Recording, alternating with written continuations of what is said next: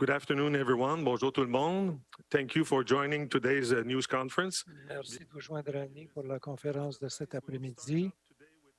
Nous allons débuter avec des brèves remarques de Heather Stephenson et suivies par des remarques en français du Premier ministre du Québec, François Legault. Et nous allons répondre aux questions des médias. Je vous présente Heather Stephenson, la première ministre du Manitoba. Merci beaucoup, Monsieur le Président. Je vais accueillir tous mes présidents, tous mes homologues ici aujourd'hui. Nous avons eu des conversations avec le Premier ministre cet après-midi. Dans le cadre de cette rencontre, c'était bien de finalement s'asseoir à cette rencontre et d'avoir cette conversation. C'est quelque chose que nous demandions depuis déjà longtemps et je pense qu'une première étape saine a été franchie.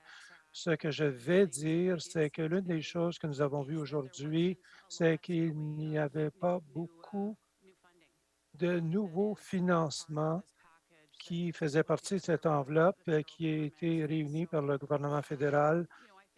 Je pense que, pour dire le moins, nous sommes quelque peu déçus de ce tournant, mais cependant, nous anticipons, nous venons de recevoir cette offre aujourd'hui. Il y a beaucoup de détails inclus dans cette proposition. Nous n'avons pu l'examiner que pendant 2 heures et nous voulons avoir le temps de l'examiner à tête reposée, retourner dans nos juridictions, dans nos provinces et nos territoires pour nous assurer que nous puissions voir ce que ça veut dire pour nos juridictions. C'était plus d'argent qu'auparavant, mais décevant quelque peu cependant. Au niveau des prochaines étapes, nous voulons nous rencontrer comme le Conseil de la Fédération pour avoir des discussions poussées là-dessus. Nous voulons nous rencontrer dans les jours qui suivent et non pas dans des semaines ou des mois. Je pense que les Canadiens veulent voir qu'il y a une résolution à l'horizon. C'est un des défis les plus grands au sein du pays, dans nos juridictions respectives et comme pays. Et les Canadiens s'attendent à ce que nous travaillions avec le gouvernement fédéral pour en arriver à une entente. Nous nous sommes engagés et nous allons nous rencontrer comme Conseil de la Fédération. Je pense que je vais laisser terminer mes commentaires pour l'instant et le Premier ministre Legault va prendre la relève. Québec, Monsieur François Legault. Merci, Heather. Bonjour tout le monde. Écoutez, on avance sur le financement de la santé. Par exemple, les transferts en santé devraient augmenter de 5 % par année comme on le demandait. Par contre, le rattrapage qu'on demandait n'est pas au rendez-vous.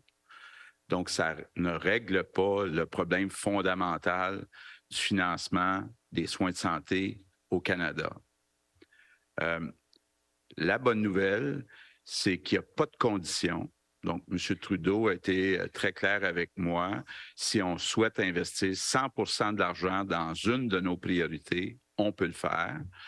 Même si on nous demande de partager des données, il n'y a aucune condition d'atteinte des résultats. Donc, notre seule imputabilité, c'est face à nos citoyens. Donc, dans ce sens-là, quand même, on chemine dans la bonne direction, qu'il n'y a pas de conditions. Mais pour ce qui est du montant total, c'est nettement insuffisant. Merci, Monsieur le Premier ministre. We will now move to media questions. So please come to the microphone to ask your... Nous allons maintenant passer aux questions des médias. Veuillez vous nommer et de quel organisme de presse que vous représentez. Et vous allez être limité à une seule question. Merci. Christopher de CBC. Une question d'ordre financier, en commençant avec la première ministre Heather Stephenson. 28 milliards, c'est ce que vous cherchiez par année, une augmentation de 28 milliards. Est-ce que vous voyez une augmentation de 19? Est-ce que c'est plus de 19 milliards ou moins de 5 milliards?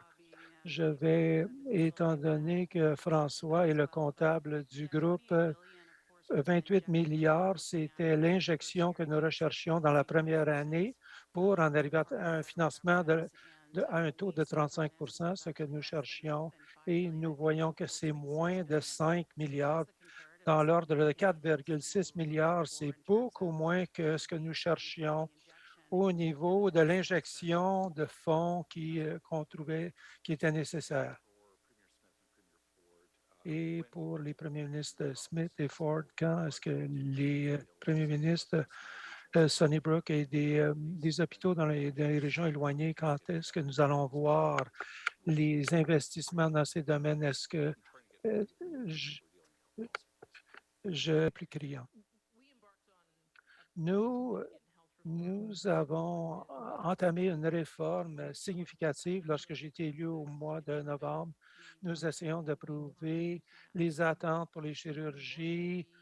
Je suis heureuse de rapporter que une des mesures que le gouvernement fédéral recherchait, c'est une quantification du rattrapage de la COVID dans les chirurgies. Nous avons nettoyé ce rattrapage. Nous sommes rattrapés à ce niveau.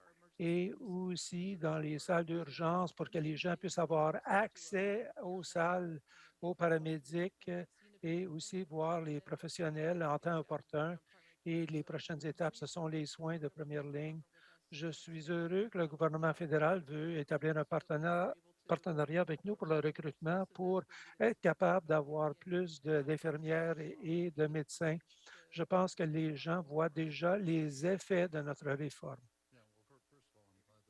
Premièrement, je suis heureux que nous puissions nous asseoir après un certain nombre d'années et j'accueille ce nouveau financement. Cependant, ce que nous voyons, c'est un point de départ, c'est une mise de fond dans nos discussions, mais je suis préoccupé. Je suis certain que les autres premiers ministres sont préoccupés. C'est les ententes que nous avons dans le moment, après 4 ans. Où est-ce que nous allons? Qui va s'occuper des coûts de l'escalade des salaires et des coûts sans cesse croissants? Nous allons nous asseoir. Ce n'est que le début.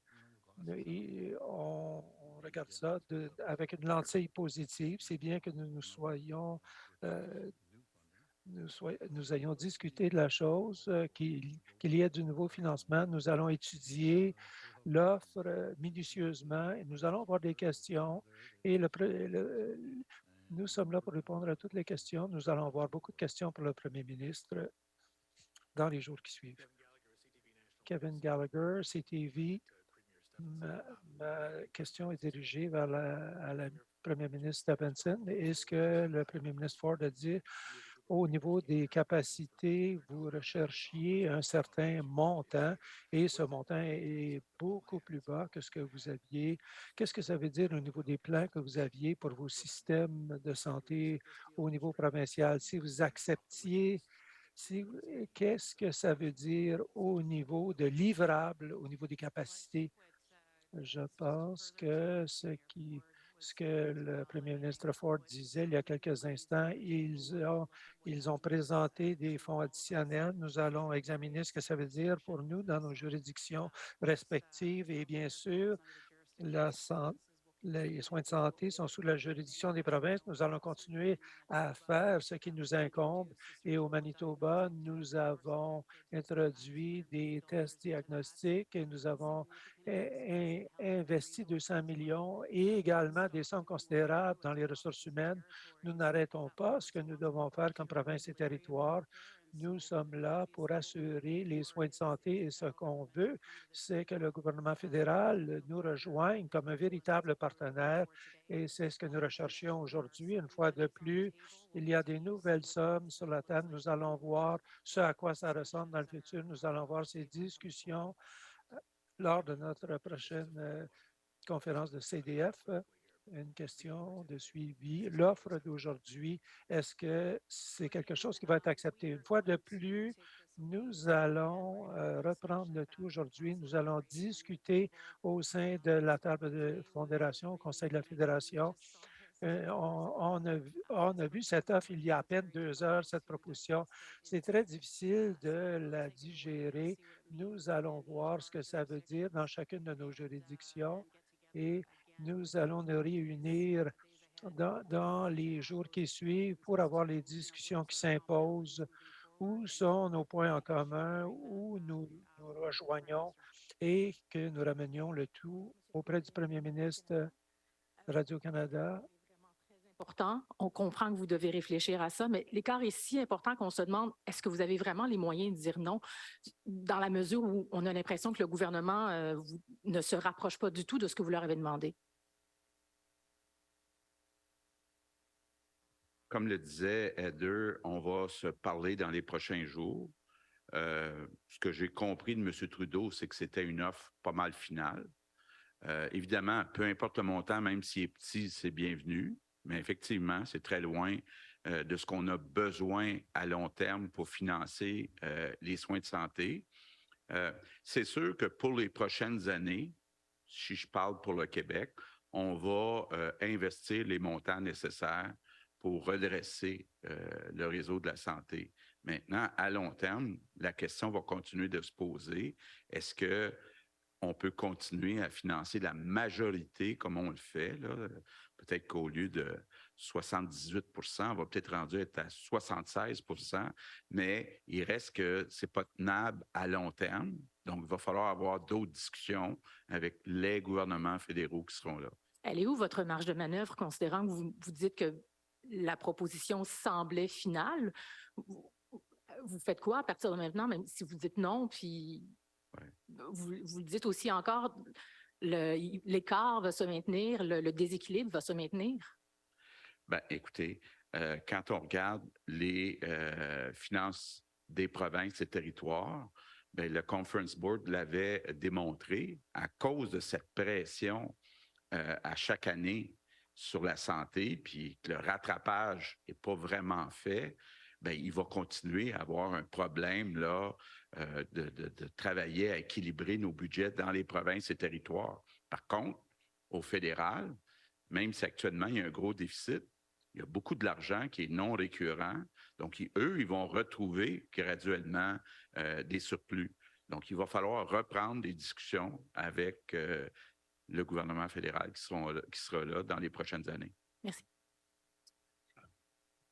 Ian Bailey, Globe and Mail, a question for, I guess, all of you at the front here. Une question pour ceux.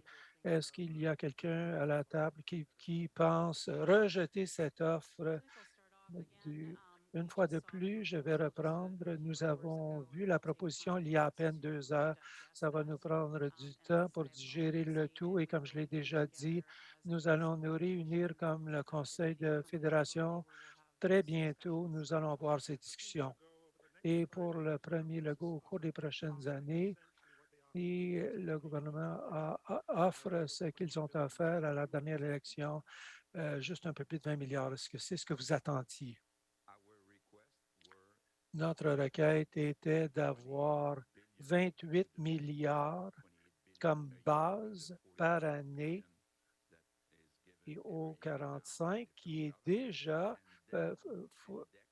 fourni par le gouvernement fédéral et d'avoir une clause d'indexation à 5 On a eu la deuxième partie. On va avoir le 5 d'augmentation, mais on n'a pas eu le montant de base du 28 milliards que nous espérions comme base.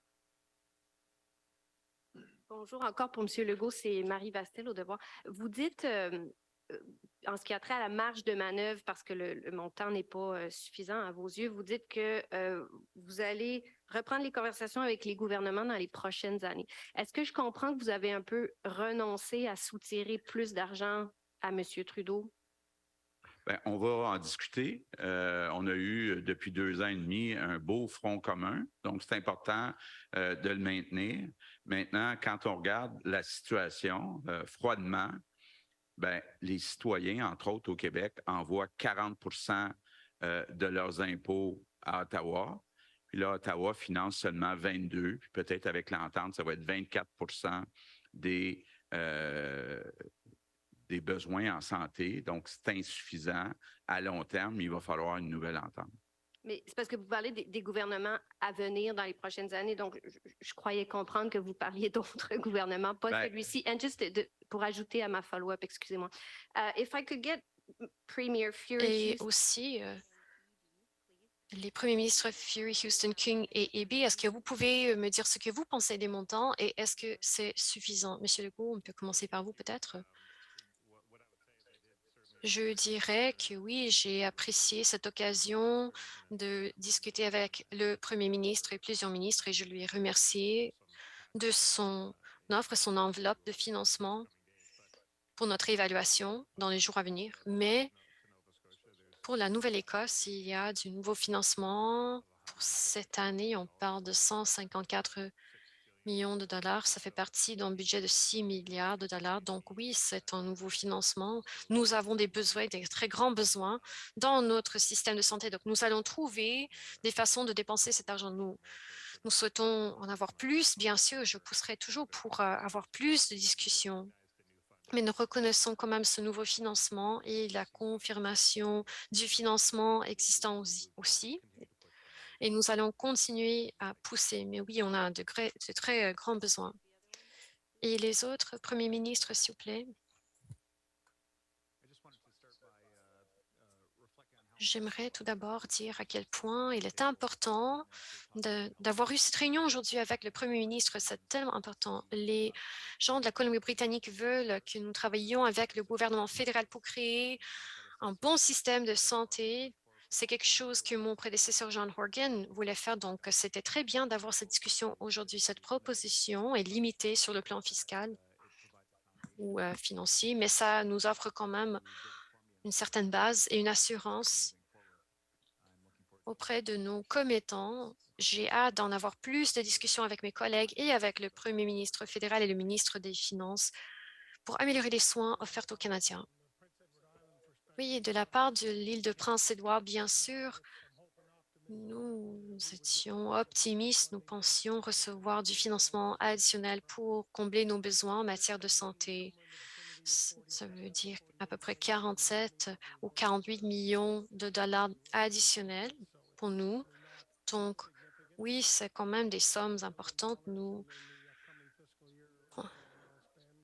allons dépenser à peu près 1 milliard dans l'exercice financier à venir. Donc, 12% d'augmentation budgétaire, dont 4 à 5 de la part du gouvernement fédéral. Donc oui, nous sommes reconnaissants de ces sommes additionnelles, mais je pense que dans nos discussions, on a un peu perdu cette idée. On ne parle pas seulement d'argent, il nous faut aussi de l'innovation, des changements en matière de notre système de santé. Il faut innover dans ce système sur plusieurs volets. Et je pense que dernièrement, avec le Conseil de la Fédération et avec le Premier ministre et les fonctionnaires fédéraux, je pense que les Canadiens pensent que l'argent va régler tous nos problèmes, mais ce n'est pas tout à fait exact. Oui, on a besoin d'argent, bien sûr, pour innover et pour changer le système et élargir la portée du système, mais ce n'est pas seulement une question d'argent. Donc, je pense qu'il faut discuter non seulement de l'argent, mais aussi de l'innovation et des changements et des réformes. Je pense que ce sera bien pour les Canadiens. Je n'ai pas beaucoup à ajouter. Oui, ça nous donne une certaine certitude, même si c'est très restreint sur le plan financier. Ça nous donne une certaine viabilité pour l'avenir. Ça nous permet de combler certaines lacunes. Je vais faire écho de ce que mes collègues ont déjà dit. Ce n'est pas seulement une question de financement, mais de modernisation aussi d'un système qui a besoin de ça. Aujourd'hui, on en a discuté et on a commencé cet effort. Vous avez peut-être posé cette question au Premier ministre des plus petites provinces de l'Atlantique pour cette raison. Donc oui, il faut reconnaître ce que le gouvernement fédéral a fait aujourd'hui. C'est très compliqué sur le plan géographique, démographique, économique. C'est une question de différentes échelles. Donc, du point de vue de Terre-Neuve et Labrador, pour nous, c'est une bonne chose versus la formule par habitant qu'on avait avant. Donc oui, nous sommes ici pour représenter nos commettants et demander des sommes additionnelles, mais je pense quand même que c'est une bonne première étape. Merci. Ministre. Ce que vous demandiez, ce que M. Trudeau vous offre, est-ce qu'une entente dans les prochaines semaines, d'ici le budget, comme vous souhaitez, le budget fédéral, c'est envisageable ou on doit oublier ça? d'abord, on va en discuter entre nous. C'est important de garder le front commun des provinces et territoires. Maintenant, il y a un budget qui va être déposé dans les prochaines semaines, autant au fédéral qu'au Québec. Donc, c'est mieux d'avoir un petit montant que de rien avoir. Donc, mais on va se donner une stratégie pour voir comment on peut aller chercher plus d'argent.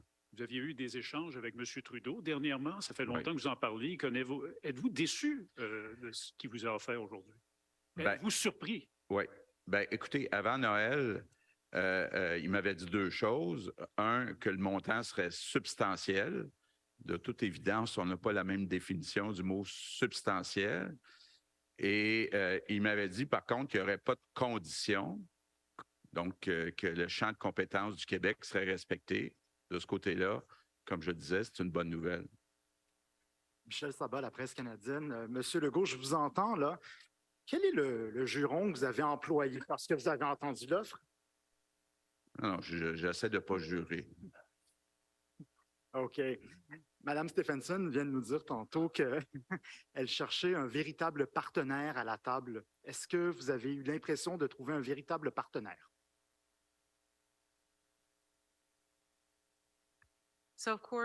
Bien sûr, nous avons entendu de nos collègues. Oui, on a offert un certain montant à nous, mais il était beaucoup inférieur vis-à-vis de ce que l'on demandait, mais c'est quand même quelque chose qui nous a été proposé. C'est une première étape, comme mes collègues ont déjà dit. Donc, oui, nous allons en discuter plus lors du Conseil de la Fédération et nous allons voir quelles seront les prochaines étapes par la suite. Le Toronto Star. Pour n'importe quel premier ministre, peut-être la première ministre Stephenson, on nous avait dit que le premier ministre allait vous dire que cet argent doit être dépensé pour des soins de santé. Donc, n'importe quoi dans ce dossier des transferts. Est-ce que vous avez entendu ce message aujourd'hui de la part du premier ministre que cet argent doit être dépensé seulement sur les soins de santé? Je peux commencer et peut-être mes collègues vont ajouter quelque chose après. Lorsqu'on parle de redevabilité, bien sûr, lorsqu'on parle de redevabilité dans nos systèmes de santé, nous sommes redevables vis-à-vis les commettants, les gens qui nous représentons. Pour le financement en matière de santé, nous dépensons à peu près 46% de notre budget sur les soins de santé, donc près de 7,2 milliards de dollars au Manitoba. C'est important comme somme. Nous recherchions aujourd'hui des sommes importantes pour trouver ce partenaire à la table. Donc, on nous avait indiqué qu'il allait avoir des sommes proposées. C'est une bonne première étape, mais bien sûr, il nous reste du travail à faire pour ce qui est le financement à long terme pour les soins de santé dans ce pays. Donc, pour vous, c'est un non, n'est-ce pas? Monsieur Ford, lorsque vous avez discuté avec le premier ministre, est-ce que vous avez discuté de cet argent? Est-ce que cet argent doit être dépensé pour les services publics en santé et pas le secteur privé? Non, on n'a pas discuté de ça. C'est une question de certitude, de viabilité pour nous. Nous souhaitons créer un système de santé non pour 5 ans, 10 ans, mais pour des décennies. Nous sommes toujours reconnaissants de recevoir plus d'argent, mais est-ce que cette somme va transformer le système de santé? Non. Mais pouvons-nous quand même offrir des services de santé plus efficaces? Je pense que oui, nous souhaitons toujours améliorer le système. Nous pouvons faire toutes sortes de choses pour améliorer notre efficacité de nos services. Comme Mme Stephenson a déjà mentionné, je pense que tout le monde doit revenir dans sa province et son territoire, discuter avec les ministres et les experts en santé et en finances et par la suite, en discuter de nouveau. Il nous faut du temps pour absorber ce que l'on a reçu aujourd'hui. Comme la présidente a déjà dit, ça fait seulement 2h30. Donc, nous allons en discuter.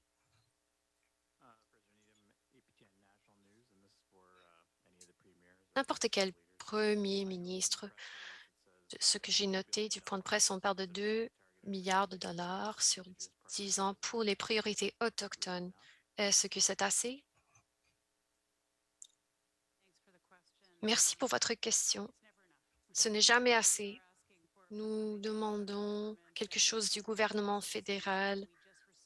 On vient de recevoir cette offre. Ils ont eu 2 ans et demi à évaluer notre offre et pour nous, ça fait 2 heures et demie. Donc oui, il va nous falloir plus de temps pour voir un peu les détails.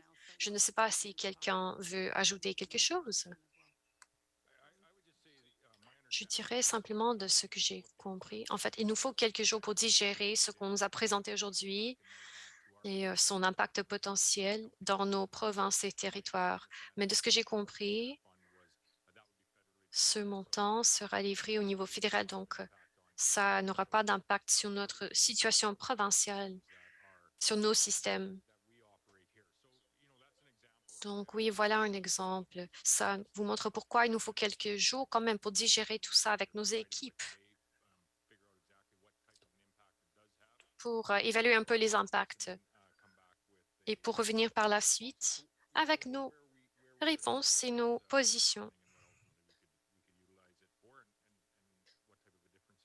Et comment ça va changer nos systèmes. J'aimerais ajouter quelque chose aussi du point de vue des territoires du Nord-Ouest. 50%, plus de 50% de ma population composée de gens autochtones. Je pense que le gouvernement fédéral essaie de faire avancer la réconciliation. Et dans ce cadre, il faut donner les outils et les appuis nécessaires aux gens autochtones pour que cette population puisse réaliser son plein potentiel. Nous savons que les gens autochtones sont très touchés par les problèmes de soins de santé. On dépense 4 fois la moyenne dans mon territoire par habitant. Donc, j'ai ces préoccupations, je les ai déjà mentionnées au premier ministre. On ne peut pas seulement parler des soins dans les réserves. On n'a pas les réserves que l'on a dans le sud du pays. Donc, il faut que ce financement pour les gens autochtones aide tous les gens autochtones au Canada. Donc, c'est quelque chose que j'ai personnellement discuté, dont j'ai discuté et je poursuivrai ça. Il nous reste assez de temps. J'aimerais simplement ajouter une chose. J'ai eu la chance de discuter avec des chefs avant de venir ici. Je pense que l'argent sera très bien accueilli, surtout pour ce qui est les programmes appropriés sur le plan culturel, pour ce qui est les soins de longue durée, les soins pour les soins dans les réserves et d'autres programmes. Donc, nous allons consulter avec les chefs, mais je sais que c'est très important. Il nous fallait ce financement dédié. One more question. Une autre question. Bon après-midi. Jeff Pelletier, Nunantiac News. Ma question à la première à Kiagak et les autres premiers ministres, s'ils veulent renchérir, jusqu'à quel point est-ce que cette annonce rencontre les besoins de santé dans le Nord et qu'arrivera-t-il par la suite? Y aura-t-il que des transferts spécifiques pour les territoires? Merci pour la question. J'aimerais remercier le premier ministre Trudeau pour être venu discuter avec nous et de réaliser l'unique nature des territoires au niveau des distances et de la géographie particulière. La population est éparpillée. C'est important que les ententes bilatérales telles que les investissements en fonds de santé, où nous obtenons nos ressources comme territoire, c'est bien de voir qu'il y a du progrès. Je suis venu ici avec beaucoup d'optimisme. Je vais passer la prochaine journée à essayer de digérer ce qui nous a été présenté. On peut essayer d'obtenir d'autres gains. Nous avons des déficits d'infrastructures au sein de nos communautés et des défis au niveau des ressources humaines de garder les centres de santé ouverts au sein de nos communautés. C'est quelque chose sur lequel nous mettons beaucoup d'efforts et j'appuie tous mes collègues et ceux-ci m'appuient et nous allons examiner en profondeur ce qui nous a été présenté et chercher des façons d'obtenir plus de financement. Oui, ça fait 2 ans que le premier ministre travaillait là-dessus. Nous étions à la table et les conversations étaient respectueuses et nous cherchions des fonds depuis très longtemps pour nous. Nous devons prendre en considération ce qui a été offert. Ce n'est pas soutenable. Nous voulions un plan quinquennal, nous voulons un renouvellement. On ne peut pas planifier sur un plan quinquennal. Je pense que les chefs des territoires vont avoir des conversations poussées. Le Fonds d'équité autochtone sera très important. Les leaders des Premières Nations avec qui je travaille, nous voulons nous assurer que leurs meilleurs intérêts sont pris en considération. Les détails vont être clés, à savoir comment l'argent va être distribué. Nous allons revenir avec nos collègues du CDF au cours des prochains jours et nous allons voir une meilleure idée au cours des prochaines semaines. Je voudrais enchérir là-dessus. Le TCS, ça n'a jamais travaillé pour les territoires du Nord-Ouest auparavant à cause des populations et de territoires immenses et les problèmes d'avoir accès. Nous n'avons pas de routes qui sont praticables à l'année longue, des routes de glace et les changements climatiques ont un impact incommensurable sur notre réalité. J'espère que le gouvernement fédéral va examiner les ententes bilatérales et qu'il nous donne un financement de base. Ça montre qu'il y a un certain mouvement pour rencontrer les besoins des territoires et les besoins spécifiques avec lesquels nous devons composer. Mais comme j'ai dit au premier ministre des Territoires, nous devons examiner et les négociations vont certainement continuer pour subvenir aux besoins des gens. Merci. C'est tout